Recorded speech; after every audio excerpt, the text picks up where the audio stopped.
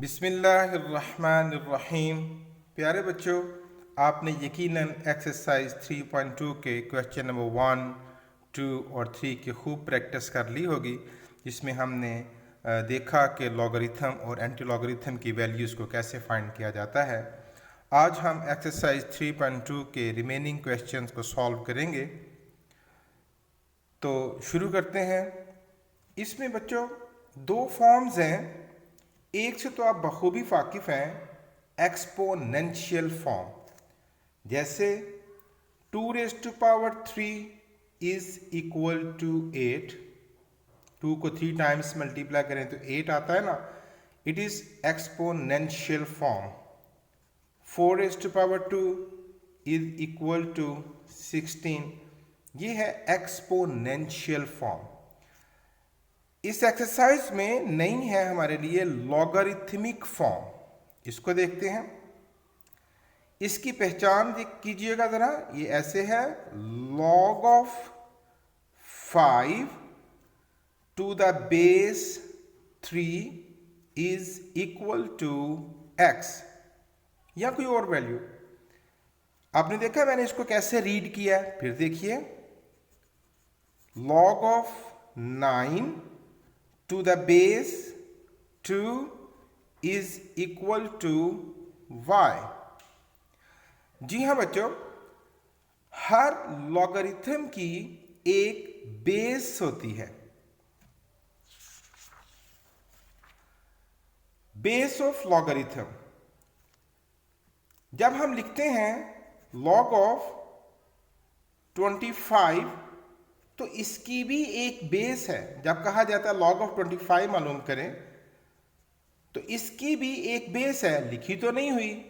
तो याद रखिएगा कि नेचुरल बेस जो है लॉगरिथम की, जब पहली दफ़ा लॉगरिथम का टेबल तैयार हुआ, जो पहले साइंटिस्ट ने सबसे पहले तैयार किया, वो बेस थी ई, नेचुरल बेस। उस ई की वैल्यू थी 2.718218 एंड सो ऑन। लेकिन इस वक्त जो टेबल हमें तैयार मिला है लॉगरिथम का टेबल, जिसमें से हम वैल्यूज देखते हैं या जो लॉग हम सॉल्व करते हैं, उसकी कॉमन बेस है 10, जो कि हम अपना सारा मैथमेटिक्स जो प्लस माइनस मल्टीप्लाई करते हैं, वो सारे का सारा बेस 10 में करते हैं। और बेस 10 हम हर डिजिट के साथ नहीं लिखते। इसी तरह अगर किसी लॉगरिथम की बेस नहीं लिखी हुई, तो बाय डिफ़ॉल्ट वो बेस 10 मानी जाती है। जो लिखें या ना लिखें उससे कोई फर्क नहीं पड़ता। जैसे कि अगर लिखा हुआ है log ऑफ 20 फाइंड कीजिए, तो इसकी बेस कहाँ है भाई? इसकी बेस है 10। जो लिखें या के ना लिखें कोई फर्क नहीं पड़ता। और ये जो नेचुरल बेस थी ई, ये टेबल सारा कन्वर्ट हो चुका है कॉमन बेस 10 में। अब हमें इसको रखने की, याद रखने की कोई ज़रूरत नहीं, अब इसका यूज़ नहीं रहा। तो ये है बेस ऑफ लॉगरिथम। अब हम मज़ीद थोड़ी सी प्रैक्टिस करते हैं कि एक्सपोनेंशियल फॉर्म से लॉगरिथमिक फॉर्म में कैसे कन्वर्ट किया जाता है। ज़रा देखिएगा, ये एक्सपोनेंशियल फॉर्म है 2⁻³ इज इक्वल टू 8। मैं इसको लॉगरिथमिक फॉर्म में कन्वर्ट करने लगा हूँ। तो ये देखिए, ये दोनों आपस में इंटरचेंज हो जाएंगे। 3 इधर आ जाएगा और 8 इधर आ जाएगा। स्टाइल क्या होगा ज़रा देखिएगा। ये बन जाएगा log ऑफ 8, log ऑफ 8 जो इधर था, और ये जो 2 था, ये इस log की बेस बन जाएगा विद बेस 2। बेस का साइज आपने एक्चुअल वैल्यू से छोटा रखना है और जरा इसको नीचे करके लिखना है। तो ये बन जाएगा log of 8 to the base 2 is equal to 3। ये उधर चला जाएगा 3। फिर देखिए, इसको हम लिखेंगे log ऑफ 81, उधर आ जाएगा ना, log of 81 to the base, ये जो 3 इधर था वो नीचे रहेगा, to the base 3 is equal to 4, उधर चला जाएगा, इज इक्वल टू 4। बहुत आसान है। फिर देखिए, log of 6 to the base a is equal to 0.5। इसी तरह अब हम लॉगरिथमिक फॉर्म से वापस एक्सपोनेंशियल फॉर्म में जाएंगे। ये लॉगरिथमिक फॉर्म है तो भाई ये फिर आपस में इंटरचेंज हो जाएंगे। तो ये बन जाएगा 2 पावर 3 इज इक्वल टू 8। ये देखें, ये वही पहले सवाल जो मैंने किया है। ये क्या बनेगा, 3 power 5 is equal to x। ये इंटरचेंज हो जाएंगे। x power 215 is equal to 9। तो ये था एक्सपोनेंशियल फॉर्म की पहचान, लॉगरिथमिक फॉर्म की पहचान और इनकी आपस में कन्वर्जन की। एक्सपोनेंशियल फॉर्म से लॉगरिथमिक फॉर्म में कैसे जाते हैं और लॉगरिथमिक फॉर्म से एक्सपोनेंशियल फॉर्म में कैसे आते हैं। उम्मीद है आपको आसानी से समझ लग गई होगी। अब हम एक्सरसाइज का आगाज करते हैं। हमें पहला सवाल मिला है क्वेश्चन नंबर 4 3.2 का। What replacement for the unknown in each of the following will make the statements true? यानी ये जो unknown है L या इसमें A, इसकी किस वैल्यू के लिए ये स्टेटमेंट ट्रू हो जाएगी। तो भाई ये लॉगरिथमिक फॉर्म है, हम इसको पहले एक्सपोनेंशियल फॉर्म में कन्वर्ट करेंगे। हम लिखेंगे राइट इन एक्सपोनेंशियल फॉर्म। तो मैंने तरीका सिखलाया ना, ये इंटरचेंज हो जाएंगे। 3 raised to power L is equal to 81। अब मुझे ये 3 की पावर है L, मुझे 81 को 3 की किसी पावर में कन्वर्ट करना है। क्वाइट इजी, देखिएगा जरा। 3 27s, 3 9s, 3 3s and 3 1s, 1 2 3 4, it becomes 3 raised to power 4। अब देखिए दोनों बेसिस एक जैसी हो गई ना, तो जब बेसिस एक जैसी हैं दोनों राइट हैंड साइड की और लेफ्ट हैंड साइड की, तो उनकी एक्सपोनेंट्स भी इक्वल हो जाएंगी। अब हम यहां लिखेंगे therefore L is equal to 4। Easy है। फिर देखिए राइट इन एक्सपोनेंशियल फॉर्म।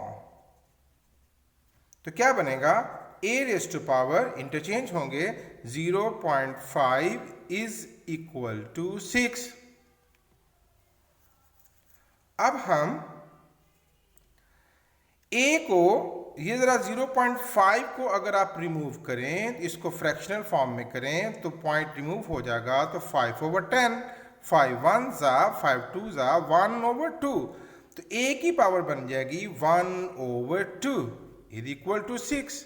अब मुझे तो a फाइंड करना है ना, तो इस 2 को खत्म करने के लिए taking square on both sides, ये आपस में कट जाएंगे, तो a इज इक्वल टू 6/2 कितना बन जाएगा, 36। देखिए तो ये कन्वर्जन के बाद आपके लिए आसान होगा कि पहले आप इसको एक्सपोनेंशियल फॉर्म में कन्वर्ट कर लें। फिर देखते हैं third part, right in exponential form. तो क्या बन जाएगा, 5 raised to power 2 is equal to n। अब अननोन जो n है वो तो खुद ही सिंपल हो गया, तो 5 raised to power 2 मीन 5 को 2 टाइम्स मल्टीप्लाई करें, दैट इज 25। ये तो इजीली सॉल्व हो गया। अब ये देखिए, ये हमारे पास लॉगरिथमिक फॉर्म नहीं है, ये तो है एक्सपोनेंशियल फॉर्म। तो हम इसको पहले लॉगरिथमिक फॉर्म में कन्वर्ट करेंगे। राइट इन लॉगरिथमिक फॉर्म, ये बन जाएगा log of 40, याद है ना आपको, to the base 10 is equal to p। अब बेस 10 तो लिखें या ना लिखें कोई फर्क नहीं पड़ता, तो ये बन जाएगा log of 40 is equal to p। अब भाई इसका लॉग देखना है, जैसे कि हमने कल के लेक्चर में 3.2 के इब्तदाई लेक्चर में सीखा। तो इसका करेक्टरिस्टिक हुआ 1 और 40 को देखेंगे हम 0 में। तो आइए लॉगरिथम का टेबल निकालते हैं और 40 को 0 में चेक करते हैं।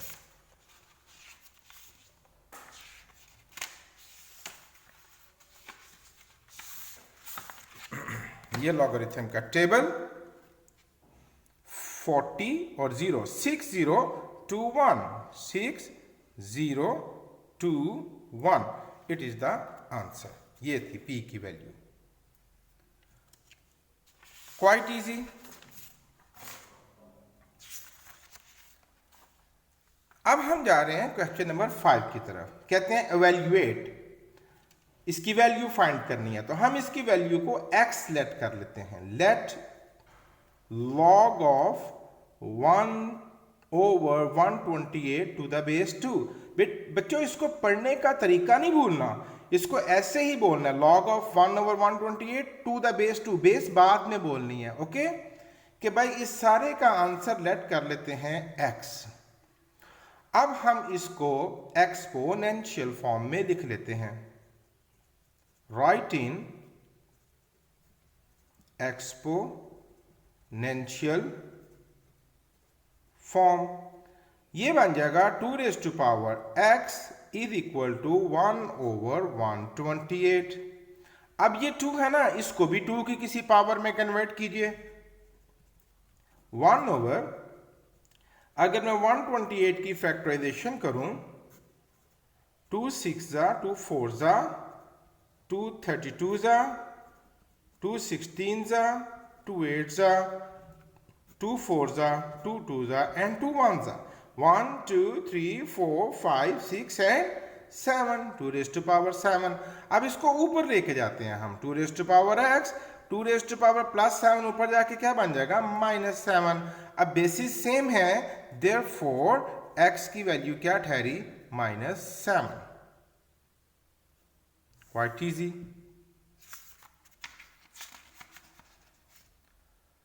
अब हम इसका सेकंड पार्ट देखते हैं। लिखा हुआ है log 512 टू द बेस 2√2। आइए इसको देखते हैं क्या कह रहे हैं। log of 512 to the base, base नीचे लिखनी है ना, 2√2, इसकी वैल्यू फाइंड करनी है। तो हम इसको लेट कर लेते हैं कि लेट इसकी वैल्यू है x। Right in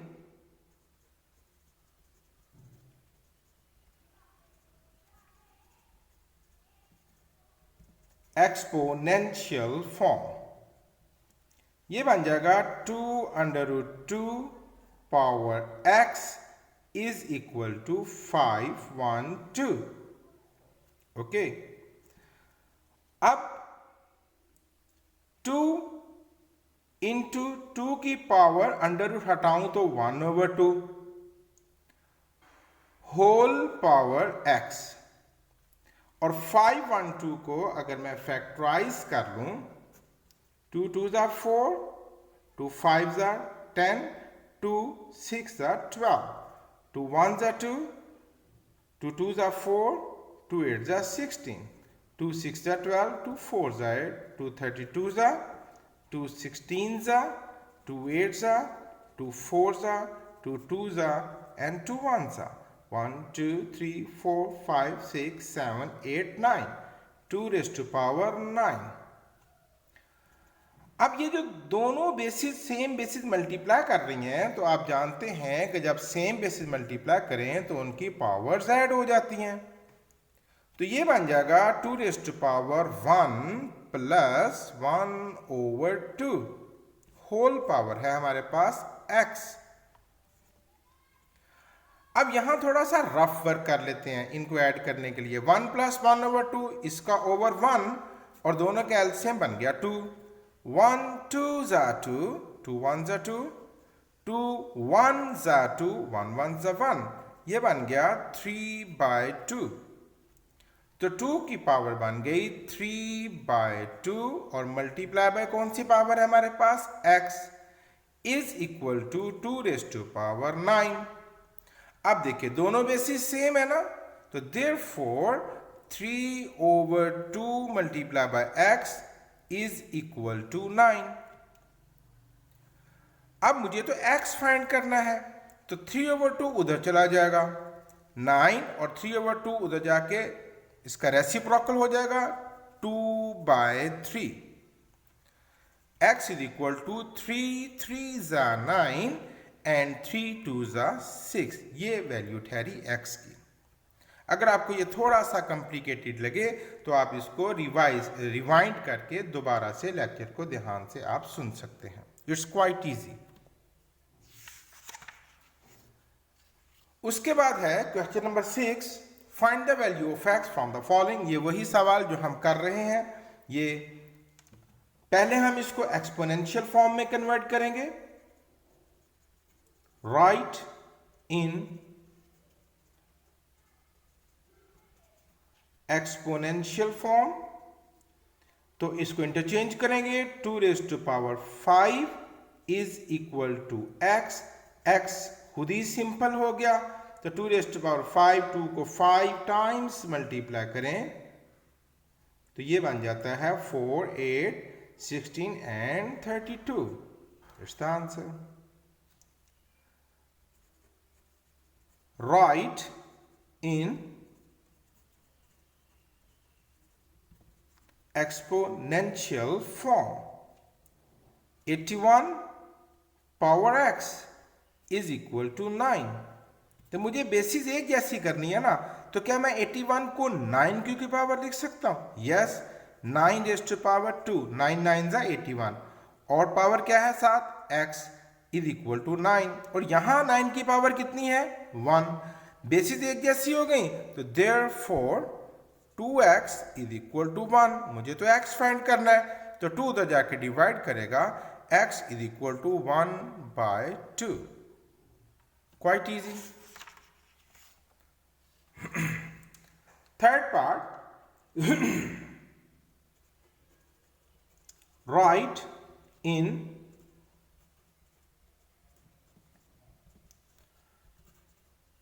exponential form, तो ये क्या बनेगा 64 power x/2 is equal to 8। Interchange करना है ना इनको, तो 64 को मैं 8 की पावर लिख सकता हूं। Yes, 8 raise to power 2 into x/2 is equal to 8। 2 cancel, 8 raise to power x is equal to 8। Basis same हो गई, तो यहां 8 की पावर कितनी है 1। Therefore x is equal to 1। फिर देखिए मैं कोई पार्ट नहीं छोड़ रहा। Right in exponential form x power 2 is equal to 64। अब मुझे जिस वैल्यू को फाइंड करना है, जिस वेरिएबल को फाइंड करना है, वो एज ए बेस आ गया है। तो अब मेरी कोशिश होनी चाहिए कि मैं पावर्स एक जैसे कर दूं। जैसे कि 64 को मैं 8 की पावर 2 लिख सकता हूं, पावर्स एक जैसी होगी ना। अब देयरफॉर पावर्स कट जाएंगी और x इज इक्वल टू 8।